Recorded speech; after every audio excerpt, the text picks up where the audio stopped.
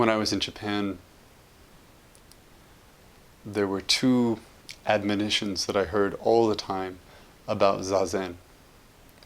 And they sound very similar. They're saying the same thing, but in very different ways. One of them was, throw yourself into Zazen. And the other was, don't put yourself into Zazen.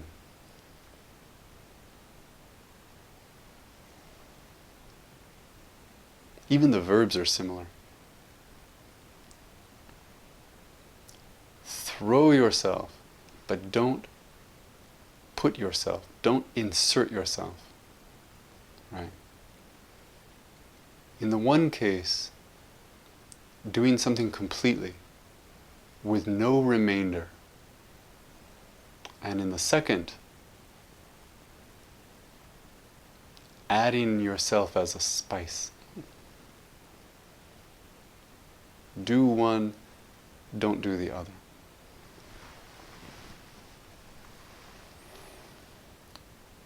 Both of these reflect a kind of flavor of practice that I think became popular in the middle of the last century.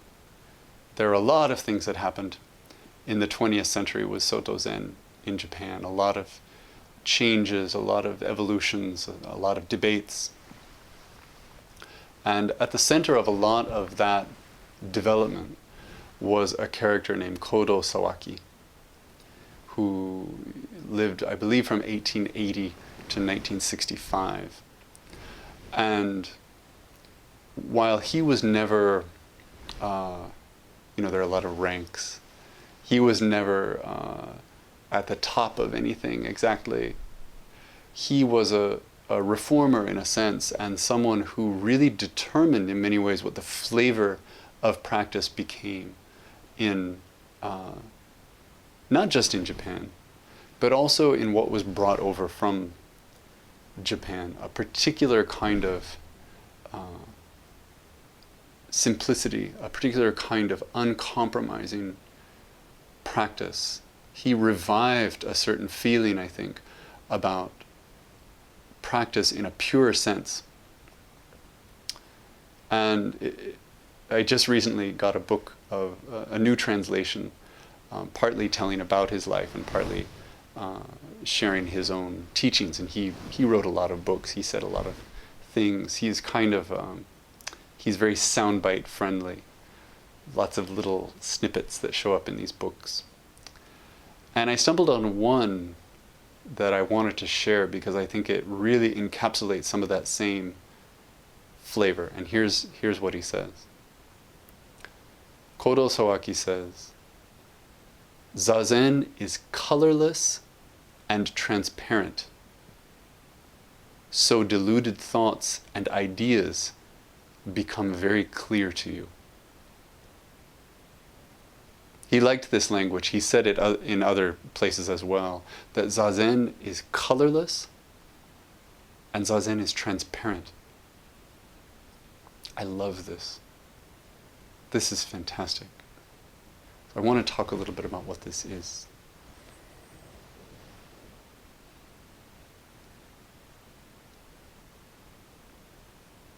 On one hand, there's a message here that this is not a lens. Right? That Zazen is not a way of seeing or a way of seeing things in a particular way. And that bears repeating and it bears unpacking. Because no matter how many times we talk about it, we show up the next day and we sit on the cushion. And maybe we try to see through the eyes of Zazen. Right? And we have all these supports for that. We have all the Buddhist teachings as a foundation. And they tell us about impermanence, and they tell us about suffering, and they tell us about non-self. They tell us about the nature of reality. And then they say the practice is to sit in this way. So we come to sit in this way. And it's not our fault if we imagine that while we're sitting in this way, perhaps, or maybe as a result of sitting in this way later, that we will see those things more clearly than we do now.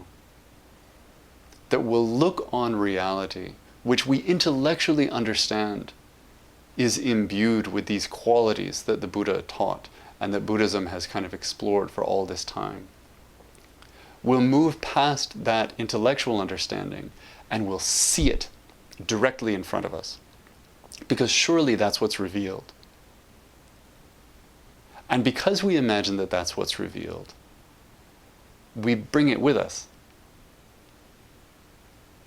So I bring to sitting not just a knowledge of impermanence, but an idea of what it looks like to see impermanence clearly. An idea of what it means to see suffering clearly, to see non-self clearly. If you've ever put on a pair of sunglasses that has images inside it so that the world is covered with hearts, for example, that's what this is. So that we sit with all of this beautiful intention to see things as they are. And we take a deep breath and then we focus our eyes on an idea that we have. We never see past our own eyes.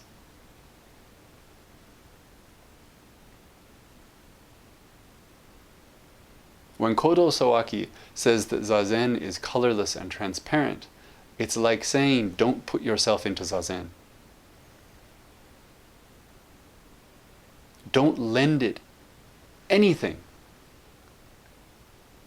Don't come with any expectations of what it might be.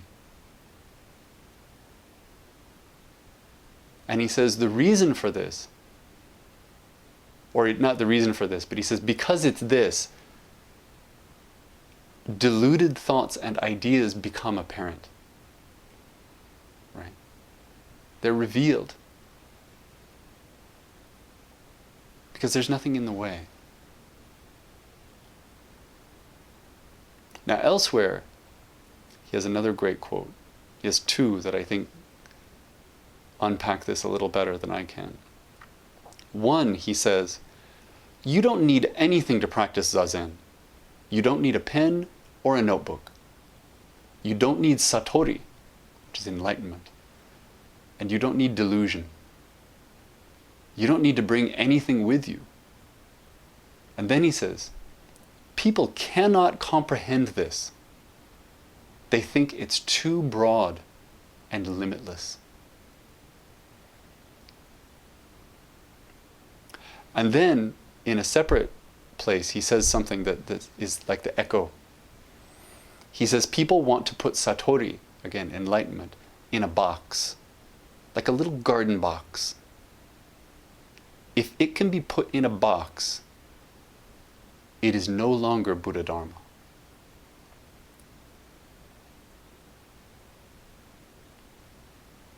You don't need anything to practice Zazen.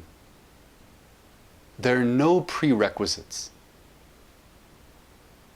There's nothing you need to cultivate first. There's nothing you need to bring with you. There's nothing that could possibly be absent from it.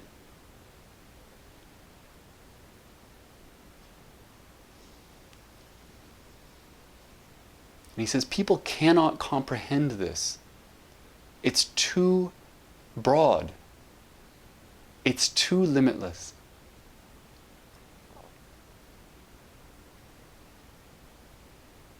What equivalent activity can we think of that requires nothing of us?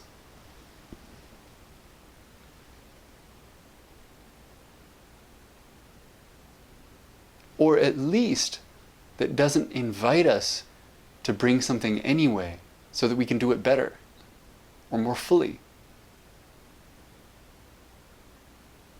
If you want to go swimming, you need water. If you want to sleep, you need a place.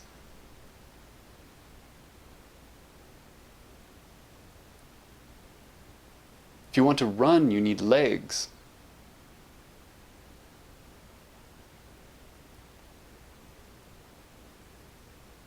When Kodo Sawaki says, you don't need to bring anything with you, he's talking about something that is not limited to any specific thing. He was a great advocate of sitting. And there are lots of stories about him sitting, kind of out-sitting everybody in his monastery. He sat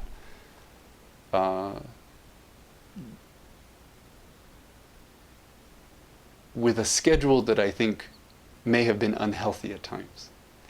And some of the most famous photos that you'll find online of the posture of Zazen are actually photos of Kodo Sawaki. So he was a great advocate of the form.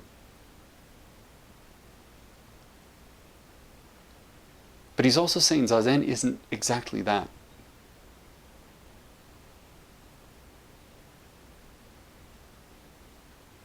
It's something with no borders. And so he says, we want to put it in a box. We want to put enlightenment in a box. But he says, if you can do that, that's not Buddha Dharma. That misses the point. That's something else. That's something small.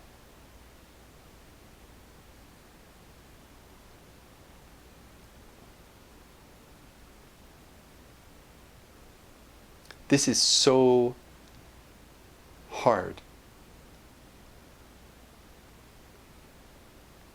In order to take this up, we can't help but bring something with us, right? If I say I want to come to Zazen empty-handed, if I say I don't want to put myself into it, well, already now I'm setting conditions.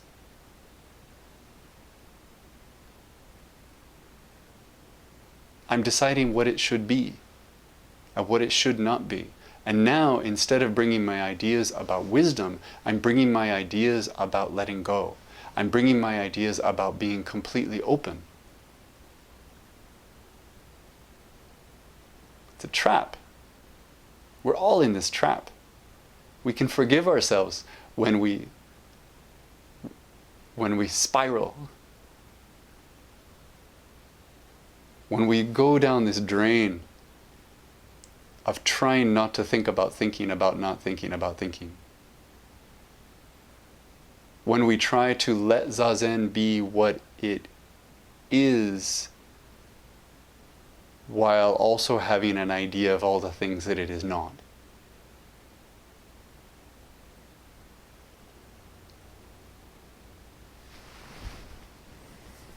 And how do we do this?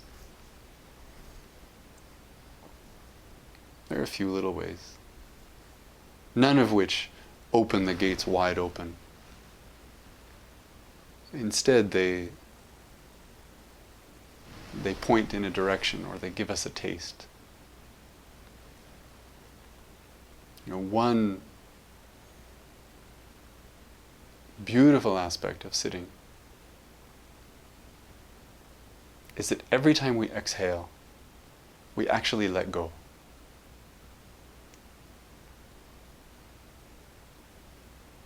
And if we're feeling, when we sit down, a particular clinging, a particular sense of, I want this to be something. You know, many times I think people sit because they want to feel better. Maybe because they want to be happier, but more likely something more subtle. They want to feel more right.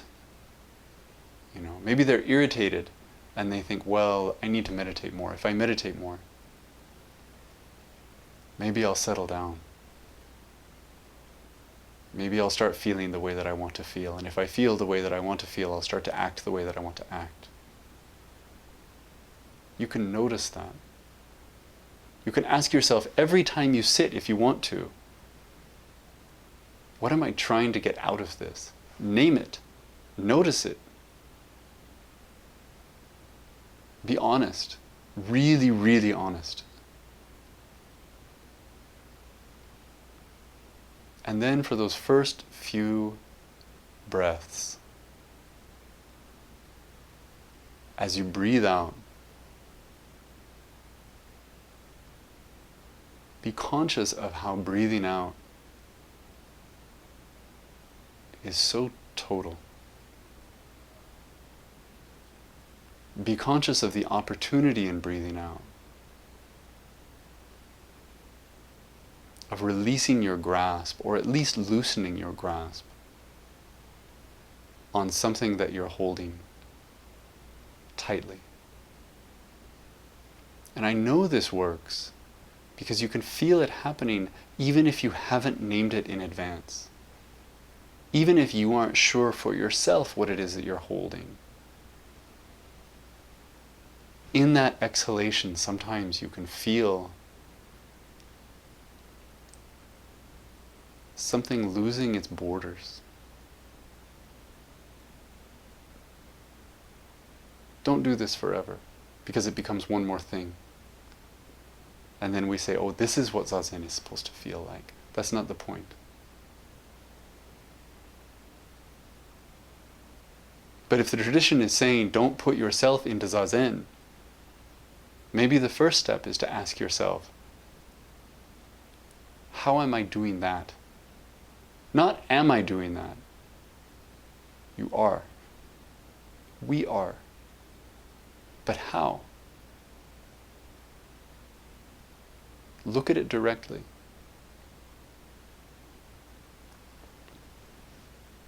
Another way to discover what this is, to not bring anything with you, to not put anything into a box. And I love this juxtaposition, by the way. He's describing this in two ways, right? One, don't create any conditions around it, right? Don't imagine that it has any ingredients. And then he steps back and he says, and don't imagine that it can be contained. He's talking about a vast, empty space, like air, in a way that we can't visually picture at all.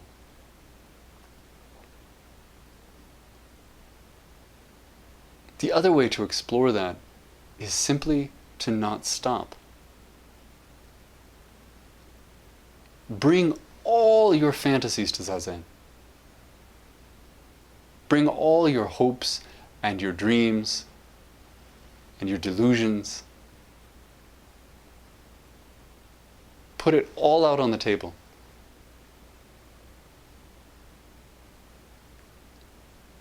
Everything that you imagine that this practice might deepen or reveal or improve. And then sit today and tomorrow and the next day and the next day. And watch how over time it is revealed that A, it doesn't work, and B, those things that you wanted, they weren't real.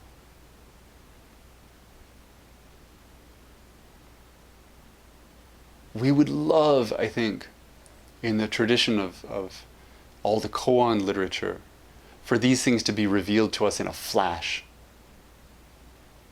You know, to have that moment in which everything drops.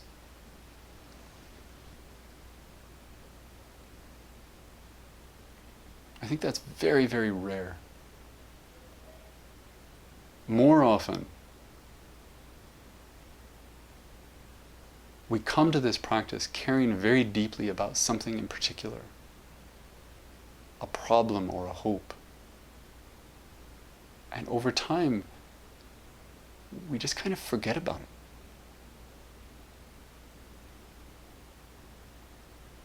We might even catch ourselves doing it and reel it back in, saying, no, no, no, that was important. But the effort of holding that, the effort of holding the practice to that standard is too great to sustain over months and years and decades.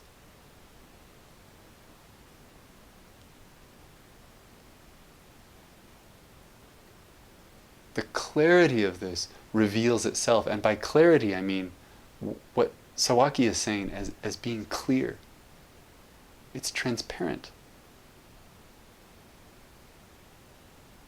It's not seeing through a thing, It's just seeing whatever's there.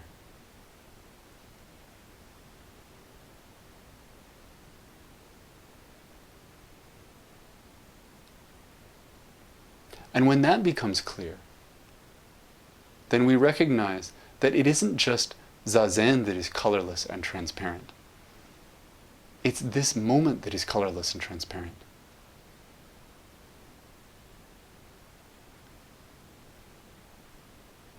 Every time you step out your front door, you step into a moment that is obscuring nothing. It doesn't mean, by the way, and I want to be very clear, it doesn't mean that you're colorless and transparent or that you should be. It doesn't mean that the world is colorless and transparent or that it should be. This isn't about something becoming purified or disappearing.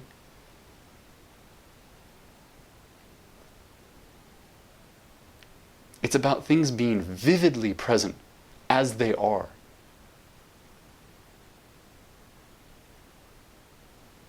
Unimpeded by our thoughts of what they should be or could be or would have been.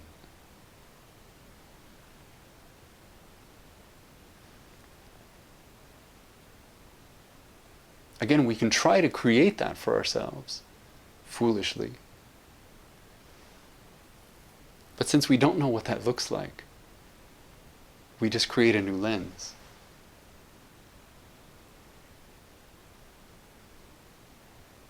We cast a new color onto the world. And we say, well, maybe it's this.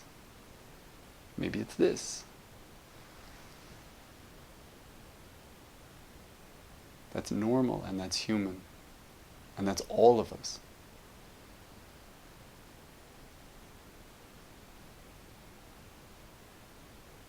But it's also unnecessary. It's also untrue.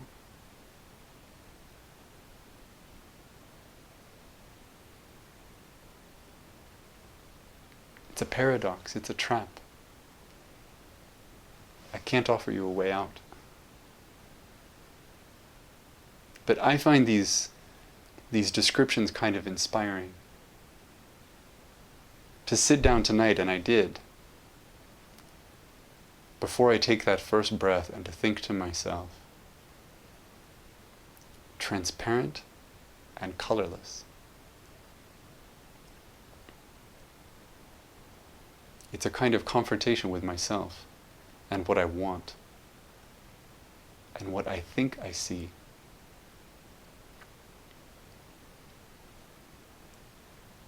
Which, more often than not, is just a mirror.